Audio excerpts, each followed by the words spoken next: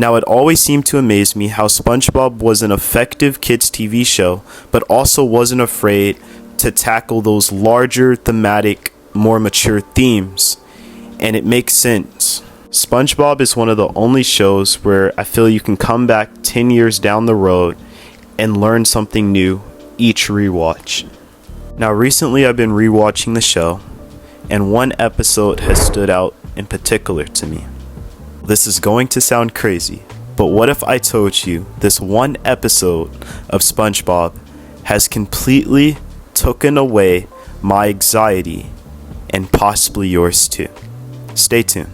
Now, the episode in question is a very popular one from the first season, and I'm actually kinda surprised that no one has covered it.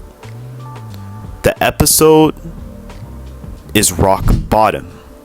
Now, this episode starts off with SpongeBob and Patrick leaving Glove World waiting for a bus to go home. After having the day of their lives, all our main characters wish to do is go home.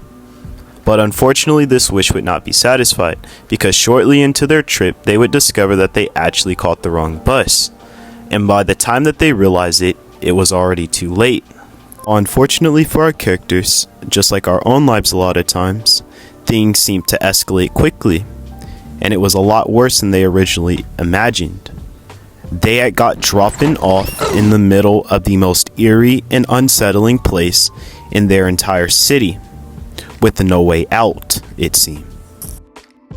Now, there are three main themes that create the perfect storm for anxiety, but let's talk about the ones our characters experience first: the fear of the unknown. One thing I love about this episode is how it completely nails the concept of the fear of the unknown. SpongeBob is stranded in a strange place, surrounded by unfamiliar creatures who speak in a way he doesn't understand. The anxiety of being lost in an unfamiliar world mirrors real-life experiences that we face every day. And yet again, we can draw parallels, like moving to a new city, changing schools, or even just filling out a place in a new environment. Now let us pivot, because this episode also encapsulates the second theme beautifully: frustration and powerlessness. Now, it's crucial that we see this theme in action in order to understand it better. SpongeBob does everything in his power to get out of this place. No matter how hard he tries, he just can't seem to get back home. It's almost like the world around him is against him, and it just seems like the harder he tries, the harder he falls back down. SpongeBob originally tries to stay optimistic, but over the course of the episode, gets increasingly and increasingly more frustrated. This is crucial.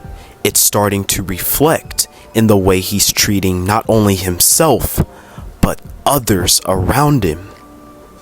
From his perspective, he's done nothing wrong. The world has turned its back on him effectively. He can't get help. He can't even enjoy a candy bar in peace. The guy can't catch a break. It's a perfect representation of those moments in life when nothing seems to go right for us, when obstacles keep piling up and you feel trapped in the situation beyond your control. Now, the humor in this episode does make it entertaining, but it also reflects a universal struggle. Our two mechanisms that make us feel powerless: our lack of control over a given environment. SpongeBob has no control and no information, but the writers don't stop there. Comfort. And in the sense of a lack of control over a given environment, we naturally resort to comfort objects. SpongeBob has effectively lost both of his comfort objects, one being Patrick, and the other being the only light fending off the complete darkness and mystery of this place. SpongeBob in this moment truly is powerless. Now, the writers at this point have done a brilliant job conveying to us that SpongeBob is truly hopeless and helpless in this situation. And if it wasn't for this third theme, he probably would have never made it home. So let's look at it. Help from unexpected places. I truly believe that this theme is crucial to the understanding of anxiety and how to cure it. It's important to understand that at this point, SpongeBob is at his lowest point. He is literally at rock bottom. Now, SpongeBob at this point, like a lot of times in our own lives, has written off everybody in his path. He believes that there's no one that understands what he's going through. There's no one that knows how to help him. And everybody is out against him. Sound familiar? And ironically, it turns out that the guy from the beginning of the episode was only trying to help him.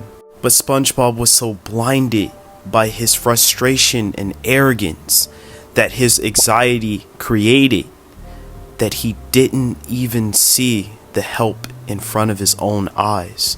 And I believe that that's a powerful message.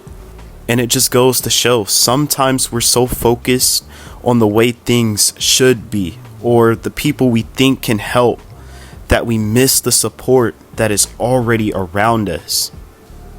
So I guess my point is, keep an open mind. When you're stuck, the solution might not look like what you imagine, but it's still there, just waiting for you to notice it. If you haven't watched Rock Bottom, or it's been a while, like it was for me, I highly recommend you give it a watch. That episode is truly a fever dream, and it's fun. And also, if you didn't notice, we're a small channel. So if you would even consider subscribing, or just simply leaving a comment or liking the video, it really helps my content get out to more people, so we can continue to grow our little family into a slightly bigger family. Until next time, thank you for giving me your time. Have a great rest of your day.